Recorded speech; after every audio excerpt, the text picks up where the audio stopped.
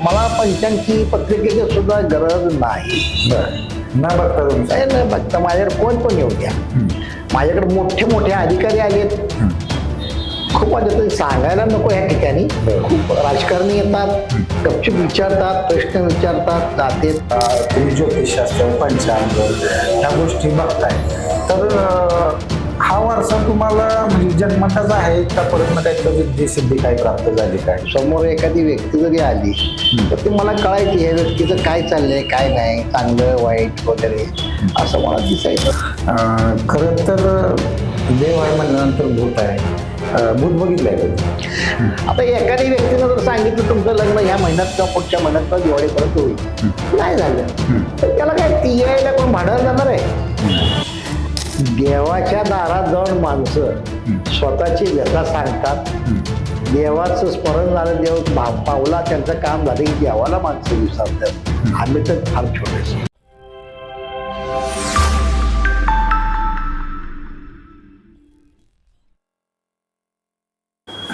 नमस्कार, मी आकाश आणि व्यक्तव्हाच्या नवीन भागात आपल्या सगळ्यांचं सहर्ष स्वागत आहे. खरं तर मित्रांनो, आपण वेगवेगळ्या क्षेत्रातील वेगवेगळ्या असं व्यक्तिमत्वासोबत आपण चर्चा करतोय. आज आपल्यासोबत असं एक व्यक्तिमत्व आहे ज्यांनी पंचांग, ज्योतिषशास्त्र किंवा लग्नपत्रिका ह्या क्षेत्रात असे उल्लेखनीय कामगिरी केलेली आहे. असे प्रदीप भोसले सर म्हणजे काका आपल्यासोबत आहेत. सर, तुमचं स्वागत आहे आमच्या पॉडकास्टवर. आम्ही प्रत्येक पॉडकास्टची सुरुवात करताना आमचा एक नेहमीचा आणि आपुलकीचा प्रश्न असतो की कसे आहात तुम्ही? व्यवस्थित आहे, रिटायर झालेला आहोत. पांडुरंगाच्या समर्थांच्या बाळूमामाच्या आशीर्वादांना आतापर्यंत व्यवस्थित आहे. रिटायर झालाय म्हणला आता तुम्ही, म्हणजे कशातून रिटायर झालाय तुम्ही? मी आरोग्य कर्मचारी म्हणून, आरोग्य निरीक्षक म्हणून विस्तार अधिकारी या पोस्टवरून मी सेवानिवृत्त झालेला आहोत. होय, बरोबर. खरं तर मी ओळख करून दिल्याप्रमाणे तुम्ही ज्योतिषशास्त्र, पंचांग ह्या गोष्टी बघताय, तर हा वारसा तुम्हाला म्हणजे जन्मताच आहे का परत ना काही रिद्धी सिद्धी काय प्राप्त झाली काय? हो, मला फार जणांना हा विचारलं, कारण आमच्या ओबीसी गटातला मी असल्यामुळं की मला ते कधी कोणाचा वारसा हा नव्हता. आम्ही साधी सरळ माणसं. आमच्या घरात देवपण आहे. आमची आई खूप आम्हाला देवपण शिकवत होती. परंतु मला वयाच्या साधारण 13-14 वर्षापासून मला आपोआप समजवलं, समोर एखादी व्यक्ती जरी आली तर ती मला कळायची ह्या व्यक्तीचं काय चाललंय काय नाही, चांगलं वाईट वगैरे असं मला दिसायचं. आणि मला तसं मला काय विचारत होती माणसं, त्या मला एवढं मी जास्त सिरियसनेस घेतलं नाही. नंतर असं व्हायला लागलं की मला रस्त्यात उभारून माणसं काय काय विचार लागली, काय काय घरी घेऊन चालली. आणि माझं घर छोटंसं पहिलं होतं, त्याच्यामुळे मी कधी घरी असं बैठक वगैरे हा केलं नाही. परंतु नंतर माझ्या खालचं घर लहान पडायला लागलं म्हणून आम्ही एका ठिकाणी बंगला बांधला. स्वामी समर्थांच्या आशीर्वादानं, कृपेनं त्यांनी मला घर दिलं. स्वामींच्या घरात मला नेऊन ठेवलं त्यांनी. आणि त्यांचा पण मी सांगितलं, तुम्ही मला देतलंय जेवढं तुमचीही मी सोय दररोज तुमची सेवा करीन. त्यांच्या आशीर्वादाने मी छोटीशी बैठक केलेली आहे. सर्व चांगली माणसं येतात, सर्व स्तरातले येतात. त्या निमित्ताने मी त्यांना ठेवलेलं आहे व्यवस्थित सगळं करून. समर्थांची सेवा, पांडुरंगाची सेवा. माझी लाडकी आहेत ते सगळं देव, माझे बाळू मामा खूप लाडके आहेत ते माझे. ज्योतिषशास्त्र म्हणजे काय नेमकं? ज्योतिषशास्त्र म्हणजे काय, झालेल्या घटना आणि होणाऱ्या घटना हा जी सांगतो ते ज्योतिष. आता काय ठिकाणी असं फक्त सांगतात की तुमच्या बिल्डिंग होत्याल्या, तुम्ही विमानात फिरणार आहे, तुम्ही 22 किलो सोनं घेऊन फिरणार आहे, तुम्ही 3200-200 एकर 100 एकर 50 एकर काय असेल ती बागायत घेणार आहे, असं मी नाही सांगत. मी अगोदर बॅग सांगतो, पाठीमागं तुमच्या एखादी काय घटना घडलेली ही आहे का. तुमची जर घटना ही घडलेली असेल तर मग माझं खरं आहे का हे बघतो. कारण मी काय असं माझी कुठलं मी आयुष्यामध्ये कुठला मला गुरु वगैरे नाही. माझ्या स्वामी समर्थांच्या पांडुरंगाच्या बाळूमामाच्या आशीर्वादाने मला ही भेटलेली एक शक्ती आहे. मला गुरु नाही अजून, त्यांनाच गुरु मानतो. स्वामी समर्थांना, पांडुरंगांना, बाळूमामालाच गुरु मानतो. त्यांचं नामस्मरण केलं की जेवढं मला समजतं तेवढंच मी सांगतो. त्याच्या पुढचं मला कोण असं जास्त खोदत विचारत असेल तर मी म्हणतो, बाबा मला दिसलं नाही मी सांगणार नाही, मी खोटं बोलणार नाही. माझा काय व्यवसाय नाही. मी एक तर आरोग्य खात्यात काम करत होतो, आरोग्य आणि ही भविष्य हा विषय वेगळा वेगळा आहे. आमचं आरोग्य खातं फक्त विज्ञान याला मानतं, सत्य ह्याला मानतं, बरोबर जे आहे त्याला म्हणजे. परंतु ह्या विषयावर आम्ही बोलताना मी बोलायचं बाबा डॉक्टरकी पहिली केलेली आहे, डॉक्टरकी पहिले माझा उपचार घे. काय काय जण तर मला माझी बॅग मला खोटं सांगायची, मला बोलवून घ्यायची, असं असं आमच्या घरी या डॉक्टर मला बघा काय झालंय काय नाही. आणि घरात गेले की तो विषय बंद, दुसराच विषय चालू असायचा, बाबा असं झालंय तसं झालंय. मी माझं मला असं करू नका, मी काय म्हणजे असं साधा सरळ माणूस आहे, नोकरदार आहे, ऐकत नव्हते. पण नंतर आता रिटायर झाल्यावर मात्र माणसं ऐकायला तयार नाही, तेवढी मला ते प्रेम पण देतात. आणि जेवढं मला समजतं तेवढंच मी सांगतो, जेवढं मला कळतं तेवढंच सांगतो. पंचांग बघून सांगतात काय? पंचांग मधले खूप तज्ञ, खूप तज्ञ. परंतु मी माझ्या पद्धतीनं, माझ्या अवकातीनं पंचांग कळतं, थोडंफार समजतं. मी थोडाफार शब्द वापरतो. पंचांगचा अर्थ फार मोठा आहे, आघात आहे. आघात फार पंडित आहेत मोठे, फार आघात पंडित आहेत, त्यांच्या पुढे आपण काहीच नाही. जेवढं मला समजतं तेवढं सांगतो, माझी पद्धतच तशी आहे. मी फार मोठा कधी म्हणून घेतलेलं नाही. माझ्या बुद्धीला जेवढं शिवल, जेवढं मला दिसेल तेवढंच मी सांगतो. मला पंचांगची पत्रिकेची सुद्धा गरज नाही. न बघता तुम्ही न बघता माझ्याकडे कोण पण येऊ द्या. माझ्याकडे मोठे मोठे अधिकारी आलेत, खूप आले, सांगायला नको ह्या ठिकाणी. खूप राजकारणी येतात, गपचूप विचारतात, प्रश्न विचारतात, जातात. पण मी शासकीय नोकरी असल्यामुळं मला बंधन होतं तेवढं. मला माझ्याकडे अधिकारी, माझ्या सुद्धा खात्यातले काही अधिकारी कर्मचारी माझ्याकडे माझे त्यांच्या व्यथा घेऊन येतात, प्रश्न विचारतात, मी मांडते करून देतो त्यांना व्यवस्थित. नाही म्हणजे कसं आहे, सायन्सचं मत आहे की बाप दाखवणार तर साधन. हो, मग पहिल्यांदाच मी सांगितलंय विज्ञान वेगळं आणि ज्योतिष वेगळं. ज्योतिषाचं म्हणजे काय, तुम्हाला साधारण पुढचा रस्ता समजतो. पण असं म्हणजे पंचांग सांगितलंय किंवा पत्रिका बघितली म्हणजे झालं, त्याला काय उपाय तुम्ही सांगताय का? हा, नाही नुसतं तुम्ही सांगितलं. आता कसं आहे, एखाद्याचा प्रभाव खाली पडत नसतो, गुरु बदल झालेला असतो. चांगला प्रभावित गुरु असेल, चांगल्या घरात गेला असेल, एकूण 12 घरं जे आपल्या पत्रिकेची, चांगल्या घरात गेले असेल तर चांगल्या घरात होतो. त्याच्याबरोबर कोण आहे, कोणाची तुमची युती झालेली आहे काय नाही असं सांगतो. आता हे आपल्या मोबाईलवर सांगतात की तुमचे दिवस खूप चांगले येणार आहे, ते असं आहे, सरासरी असतंय. पत्रिकेत एकच ग्रह सगळ्याही नसतात, फिरणारी ग्रह असतात. गुरु हा वर्षातून एकदा बदलतो, तो कोणत्या घरात गेला कोणाला प्रभावित करत त्याच्यावर असते ते, असं आहे. आणि तुमच्या प्रमाणात सांगायचं म्हणलं तर तो ही वेळ सांगते तशी, समोर बैठक आणि समोर पत्रिका असल्याशिवाय मी तर म्हणतो ज्योतिषी बघूच नाही. बर हा पूर्ण म्हणजे व्यावसायिक प्रकार थोडासा होत चाललाय, डिफेन्स नाही. खरं तर देव आहे म्हणल्यानंतर भूत आहे. भूत बघितलंय कधी? नाही, मी भूत काढले, भूत बघितलं म्हणजे ती काही व्यक्ती नाही असं बाबा माझ्या असं नाही काय. हो, भूत काढले, भूत काढलेले आहेत मी, त्याला चॅलेंज केलेले. पण कसं आहे, मी माझ्या बंधनात अडकलेलो होतो.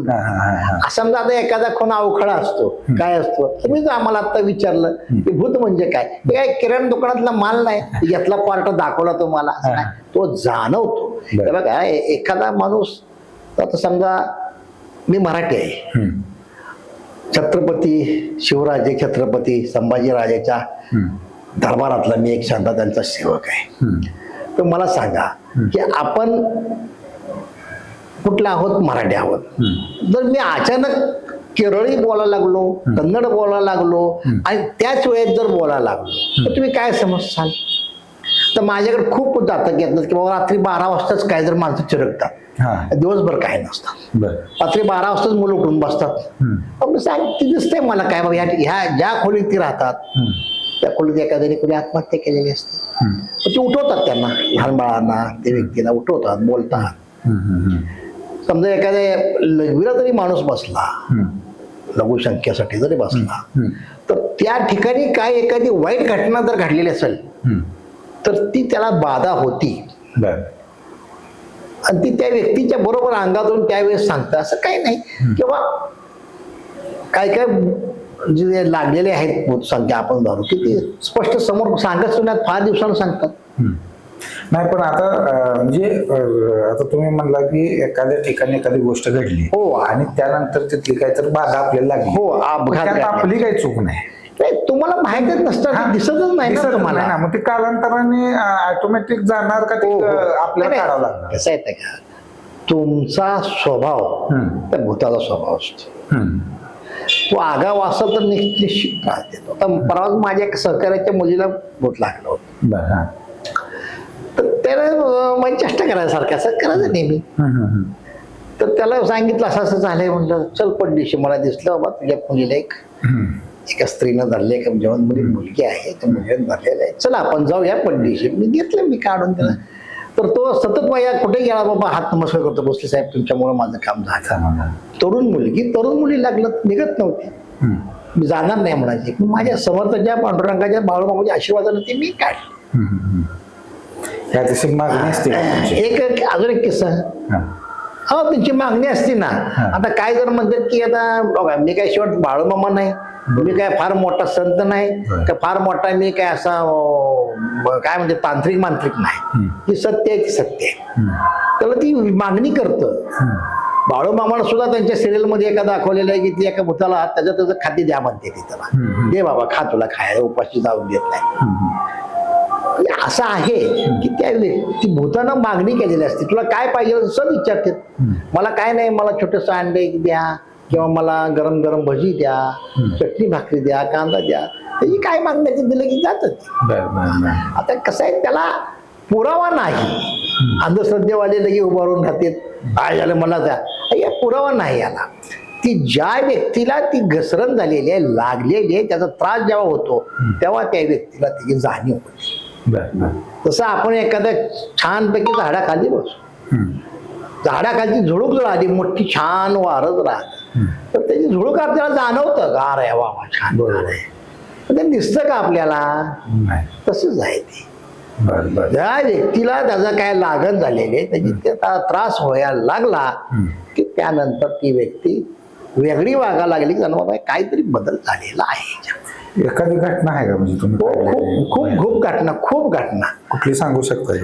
ते गंमत अशी आहे, मी नाव सांगत नाही. नाव सांगू. माझ्याकडे एक मुलगा, एक त्याची आई आली.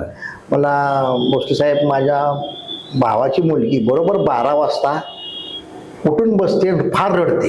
12 वाजता उठून ठीक आहे, मी बघितलं, मला सांगितलंय मी बाबा त्या खोलीतच त्या घर मालकाच्या मुलीनं आत्महत्या केलेली आहे.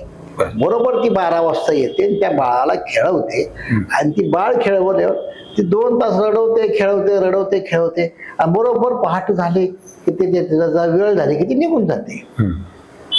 तर आता मी तुम्हाला सांगितलेलं आहे, जर का तुम्ही आता त्याच्यावरच परत गप बसलं तर ते तुमचं बाळ हाती लागणार नाही, ते सावध झालेलं आहे. तर उद्या ती घर सोडा. आता मी निरोप द्या माझा की तुम्ही घर सोडाल, बघा बाहेर जावा, त्यांना घेऊन या घरी, नंतर साहित्य तुमचं सांगा. घर सोडलं म्हणजे? हो. त्याच्या त्या भावाला त्यानं फोन केला, सांगितलं. ते भाऊ मला आपली माहिती घेतली असेल, काय घेतली असेल ती, मला मूर्खा आमचं आयुष्य गेले यांच्या बरोबर, तू तुझ्या मालकाला विचार. त्यानं त्याच्या घर मालकाला विचारलं, का हो तुमची मुलगी तर आत्महत्या? हो म्हणलं, माझी मुलगी 1-4 वर्षापूर्वी आत्महत्या खोलीत केलेली आहे, मी सोडा खोली.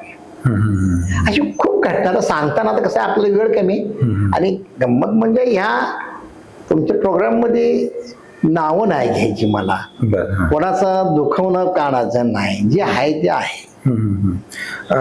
शात परत ना ते करणे असा काहीतरी एक प्रकार असतो, ते काय असते? भूत बाधा करणे म्हणजे काय?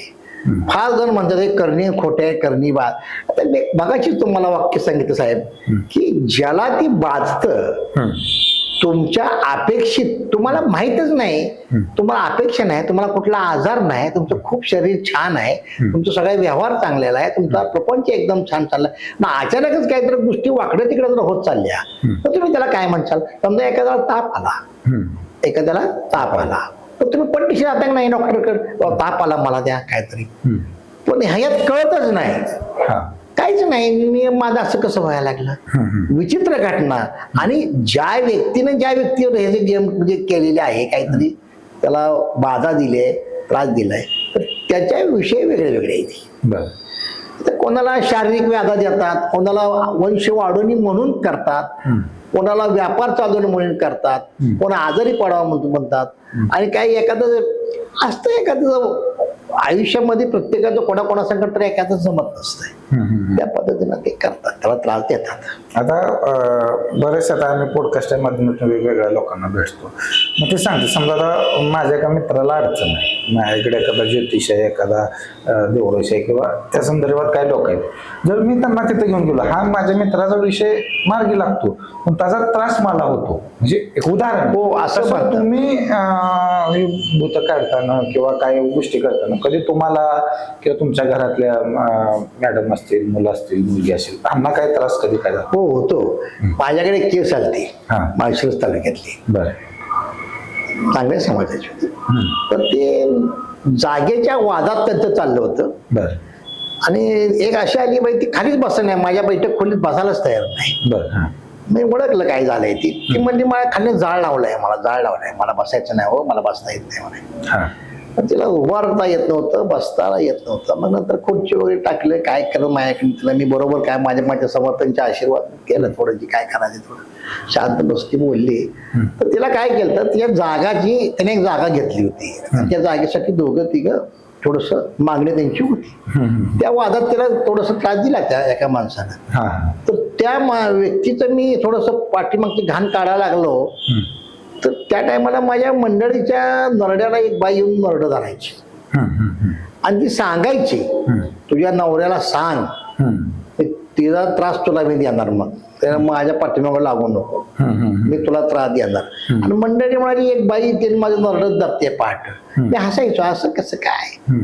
तर मला विचारलं माझ्या समर्थन पद्धतीनं. तर ते म्हणजे काय. आणि गंमत म्हणजे ती समोरची व्यक्तीला नवरा जे होता, त्यांचं काय परत झालं त्याचं मिटलं, त्यानं सोडून दिलं. पण ते मला सोडता येत नव्हतं मधनं, माझे ऍक्शन चालू केलेले काय असं. बरोबर. पण नंतर नाही, मला पण थोडंसं म्हणलं यायला, मला वाईट वाटलं, आपण एखाद्यासाठी करतोय आणि ती पुढच्या व्यक्ती थोड्या त्या गतीत त्या स्थितीत बघत नाही, कानाडोळा करतोय. मी सोडून दिलं. मग काय ना, माझ्या मंडळीला काय त्रास झाला नाही, परत विषय घेतला नाही. म्हणजे आता त्रास होतो तुम्ही जेव्हा तुम्ही शक्तीनिशी लढत असता. समजा तुमचे दोन एखाद्याची भांडण आहेत, त्यांचं चाललंय व्यवहारासाठी काय तर भांडण आहे, आणि आपण जर सहज मध्यस्थीपणा गेलो तर तो काय म्हणतो, तुम्ही येणार आहे का त्याच्या ठिकाणी, नाही, अशा पद्धतीत थोडंफार चालतं. त्यासाठी तुम्हाला स्मरण पाहिजे, देवाचा आशीर्वाद, भगवंताचा आशीर्वाद तुमच्या पाठीशी पाहिजे, तरच तुम्ही ह्या देवभक्ती म्हणा किंवा असल्या शक्तीमुळे तुम्ही उभारू शकता, अदरवाईज नाही. आता खरं तर मनुष्य जन्मात म्हणजे जे चाललंय ते पुढल्या पिढीसाठी चाललेलंच असतंय. म्हणजे राजकारण असेल तर राजकीय वारसदार, शिक्षक असेल तर मुलगा शिक्षक, किंवा दुकानदार असेल तर पुढची पिढी म्हणजे उतरत्या वयात ते मुलाकडे सुपूर्द करायचं. तसं तुमचा काय पुढं वारसदार कोण आहे काय? नाही, माझ्या मुलांसाठी मी काही असं म्हणलेलं नाही. मी त्यांना एकच मला दिले, स्वामी समर्थांची भक्ती करा, पांडुरंगाची भक्ती करा, बाळूमामाची भक्ती करा, स्मरण करा. सकाळी मला जेव्हा म्हणजे उठलो, फिरून येतो, छानपैकी माझे मित्र आहेत, येतो फिरून, जसं जमल तशी मी भक्ती करतो. त्या नोकरी मला म्हणजे त्यांच्या नोकरीच्या बळाबळीमुळे मला जास्त सेवा करता आली नाही. जसं मला समज वेळ मिळेल तशी मी त्यांची भक्ती करतो, तसंच माझ्या मुलांना शिकवलंय. समजा तुमच्याकडे एखादा नवीन व्यक्ती आला, तुमचा परिचय नाही, कधी तुम्ही त्याला बघितलं नाही, काय नाही, त्या माणसाकडे जन्मतारीख नाही, काय नाही, तसं एखादा तुम्ही त्याला कसं सांग? हो, तो जी सांगतो, काय सांगतो, त्याच्या सांगण्यामध्ये काय फरक आहे, त्याला बाधा कुठली आहे, काय शारीरिक त्रास आहे किंवा अन्य काय आहे, त्या पद्धतीचं मी सांगतो. त्याच्या ओळखून थोडंसं मग तिथं मी माझ्या पद्धतीनं, आता मला एक सवय आहे, मी तुमच्या पुढे असतो पण मी तिथं असतो. बरोबर, फिरून येत आहे. माझ्या पद्धत. आता हे कोण कर काय म्हणेल, ज्याला हा बघल हे काय देव काय भगवत नाही काय, नाही, ज्याला अनुभव आहे तो नाद नाही करणार माझा. प्रत्येक ठिकाणी गेलं, कोण अंगठी देतं, कोण दोरा देतं, कोण पेंडेंट देतं, तसं तुम्ही काय देता काय? माझ्याकडून घेतात मागून, मला द्या म्हणून, तुमच्याकडून द्या म्हणून. मी असं कोणाला प्रत्येकाला वगैरे नाही. आता कसं आहे, लहान पोरं पण हाय का ह्या गोष्टी, आता ती मागून घेतात माझ्याकडनं, पण त्याला फरक पडल्याशिवाय घेत नाहीत. बर. आणि अजून एक इंस्टाग्रामवर सध्या ट्रेंड चालू आहे, म्हणजे डेट ऑफ बर्थ, म्हणजे तुमची जन्मतारीख सांगा. मी बघतो. आणि तुमचं लग्न किती तारखेला होतं सांगा, तुम्हाला नोकरी किती तारखेला लागते ते सांगा. खरं आहे का? तुमचं काय म्हणणं आहे यावर? नाही, बरोबर, तुम्ही अतिशय योग्य आणि चांगला प्रश्न विचारला की सध्या मोबाईलवर हा ट्रेंड चालू आहे. तर मला सांगा, इतके जुने पंडित, इतके मोठे मोठे आघात पंडित आहेत या पत्रिका पंचांगवर, की ती योग्य अशी वेळ सांगायची की त्यांच्या पुढे आम्ही काहीच नाही. एक छोटासा सुईचा टोक सुद्धा आम्ही त्या पद्धतीचा नाही. इतके प्रचंड बुद्धीचे, महाबुद्धीचे, अतिशय चांगले व्यक्तिमत्व होते, आहेत अजून सुद्धा. पण AI आहे ना, हा व्यावसायिक ट्रेड आहे. असं नसतंच कधी. त्याला कृत्रिम बुद्धीच हा शब्द आहे. म्हणजे कुठल्या तरी मानवानंच तयार केलेलं आहे. बरोबर आहे. बरोबर. त्यामुळं ते सांगल. आता तुम्ही कोण चॅलेंज करत नाही, आपण तेवढ्यापुरतं बघतो, सोडून देतो. आता एखाद्या व्यक्तीनं जर सांगितलं तुमचं लग्न ह्या महिन्यात किंवा पुढच्या महिन्यात किंवा दिवाळीपर्यंत होईल, नाही झालं तर त्याला काय AI कोण भांडायला जाणार आहे? असं नसतंय. त्या व्यक्तीच्या पत्रिकेत गुरु कुठं आहे, चंद्र कुठं आहे, नवग्रहाची कुठं आशीर्वाद आहे, कुठं काय कमी पडतंय, चांगलं आहे, वेळ कोणती चांगली आहे, असं असतंय. त्या पद्धतीनं त्यांचा म्हणण्याचा उद्देश आहे की पंचांग ज्योतिषशास्त्रापुढे फेल आहे सगळं. फेल म्हणण्यापेक्षा तयार कोणी केलेलं आहे? मानवाने केलं. प्रश्न नाही. बर. खरं तर बऱ्याचशा गोष्टींची चर्चा झालेली आहे आपली, पण कसं आहे की काय लोक कोणी तर सांगितलं म्हणून येतात, बघतेत, थोडाफार फरक पडला, काय झालं, येतात परत. म्हणजे फरक पडल्यानंतर पण येतात का लोक? हे देवाच्या दारात जाऊन माणसं स्वतःची व्यथा सांगतात. देवाचं स्मरण झालं, देव पावला, त्यांचं काम झालं की देवाला माणसं विसरतात. आम्ही तर फार छोटेसे येतात, काम करून घेतात, गोड बोलून जातात, परत बघत नाहीत. ज्यांना जास्त आवडलेलं आहे किंवा जास्त आपल्याविषयी आदर वाटतो ते येतात, काय काम करून निघून गोड बोलून निघून जातात. ह्या क्षेत्रातला अनुभव कसा आहे तुमचा? काय चांगला अनुभव आहे, काय वाईट अनुभव आहे? चांगला म्हणण्यापेक्षा कोणाचं तरी व्यथा किंवा दुःख आपल्या हातून कमी होतं, ह्याच्यात काही मोठा आनंद नाही. बरोबर. भगवंताचा आशीर्वाद पाठीशी आहे, ती कोणाला भेटत नाही. ती ही कुठल्या दुकानात भेटत नाही किंवा कुठल्या कंपनीत येत नाही. की तुम्हाला तुमच्या जन्मजात पाठीमागच्या पाप पुण्याचा विचार करून भगवंताने दिलेली देण आहे. त्या देणीचा आपण चांगल्या पद्धतीचा उपयोग करून मी तरी घेतोय. मी कोणासंकट कधी चॅलेंज केलं नाही, मी कधी कोणाला वाईट बोललो नाही, काय नाही. मी आहे असं आहे, मी साधा सरळ जीवन जगतो. मी कधीही कोणासंकट स्पर्धा केली नाही, काय नाही, काय नाही. माझा अजून एक प्रश्न आहे, म्हणजे आपण या भारतीय संस्कृतीमध्ये आपण ह्या सगळ्या गोष्टी मानतो, बाहेरच्या देशात काय मानत असतील काय माहित नाही, म्हणजे त्यांचं त्याबद्दल तुमचं काय मत आहे? प्रत्येकाच्या धर्म कर्म प्रमाणे ते राहत असतात. इतर आता आपण काय कुठल्या देशाचं नाव नाही घ्यायचं, परंतु प्रत्येकाचं जसं आता आपल्यात सुद्धा जाती धर्म वेगळ्या आहेत. काय धर्मात काय जातीमध्ये मानत नाहीत, असं काही नाही. त्यांच्या पद्धतीने आता आपण काय काय व्हिडिओ बघतो, काय त्यानंतर आपण सिनेमात दाखवतो. एखाद्या देशात सुद्धा घटना अशी होती की ती एखाद्या विचित्र माणूस राहायला लागला किंवा वागायला लागला, तर त्याला काहीतरी वेगळं झालेलं आहे. मॅजिक, त्याला ब्लॅक मॅजिक ह्या नावाखाली ते बघतात आणि त्यांच्या गुरुप्रमाणे किंवा त्यांच्यातल्या भक्त देव कोण आहे त्याच्याप्रमाणे त्यांच्याकडनं काम करून घेतात आणि उपाय करून घेऊन व्यवस्थित. आगोरी विद्या असते का? आगोरी विद्या आहे, त्याला प्रूफ आहे. आता माझ्याकडे तुम्ही सांगशाल तर मला गर्व नाही, माझ्याकडे आतापर्यंत महान साधू येऊन गेले, मोठे मोठे साधू संत येऊन गेले की ज्यांना मी कधी बोलवलं नाही, काय नाही. स्पष्ट सांगत होते की आम्ही नदीतनं आंघोळ केली, आम्ही देवदर्शन केलं की आम्हाला आदेश आला की माझं इथे एक घर आहे, या घरी तुम्ही जावा. तर साधू संत आले, त्यांचं मी त्यांचा मान सन्मान केला माझ्या पद्धतीनं. एकदा नंगा साधू सुद्धा आपल्यापाशी आले, येऊन गेले.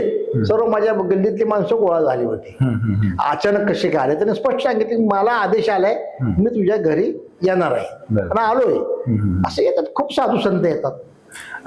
ते साधूंचं म्हणजे कधीच दिसत नाहीत. कुंभमेळा वगैरे असल्यावर तो विषयच वेगळा आहे. त्यांच्या फार मोठ्या त्यांचं काय टपाल जातात, कोणाची कोण सेवा करायला जातात, त्यांचे जे कोण आता आपल्या भाषेत सिनियर म्हणून त्यांचे जे गुरु आहेत त्यांचे, ते गुरुंची सेवा करायला जातात. आणि ज्या दिवशी त्यांचा कुठं कुंभमेळा, नाशिकला कुंभमेळा पुढच्या वर्षात होणार आहे, तेव्हा ते परत एकत्र येतात. बरं बरं बरं शक्ती अफाट आहे, ती आघात शक्ती आहे, त्या शक्तीचा नाद नाही करायचा. बरं बरं बरं. अनुभव ही त्या व्यक्तीचा उपाय आहे. अमावस्या पौर्णिमा अशी एक चक्र असते. आता ही लहानपणापासून आपल्या पारंपरिक जीवनामध्ये, आपल्या पारंपरिक गोष्टींमध्ये ते आपल्याला शिकवलेलं आहे कोणीतरी. त्याला विज्ञान आलं. असंच का ह्याला नाही, चॅलेंज नाही. एखादा आडवा असतो, असंच पाहिजे तसंच नाही, चॅलेंज नाही.